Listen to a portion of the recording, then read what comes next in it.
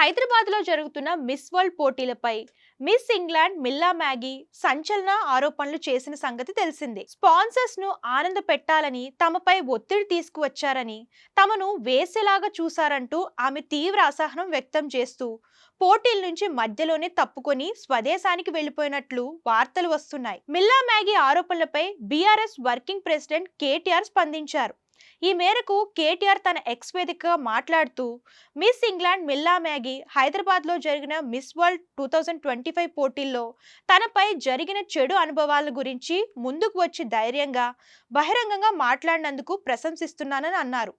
ఆమె తెలంగాణలో ఇలాంటి చేదు అనుభవాన్ని ఎదుర్కొన్నందుకు చింతిస్తున్నానని తెలిపారు.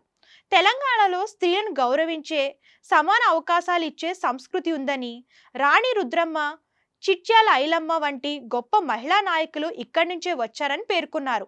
మిల్లా మ్యాగీ ఎదుర్కొన్న అనుభవం తెలంగాణ నిజమైన సంస్కృతిని ప్రతిబింబించదని, ఆమె త్వరగా ఈ చేదు అనుభవం నుంచి కోలుకోవాలని కోరుకుంటున్నానని అన్నారు. ఒక కూతురి తండ్రిగా ఏ మహిళ, బాలిక ఇలాంటి అనుభవాలు ఎదుర్కోకూడదని ఆశిస్తున్నట్లు పేర్కొన్నారు. అలాగే బాధితురాలను తప్పుబట్టే ప్రభుత్వం, మిస్ వరల్డ్ నిర్వాహకుల వైఖరిని తీవ్రంగా ఖండిస్తున్నట్లు తెలియజేశారు. మిల్లా మ్యాగీ చేసిన ఆరోపణలపై పూర్తి విచారణ జరపాలని కేటీఆర్ డిమాండ్ చేశారు.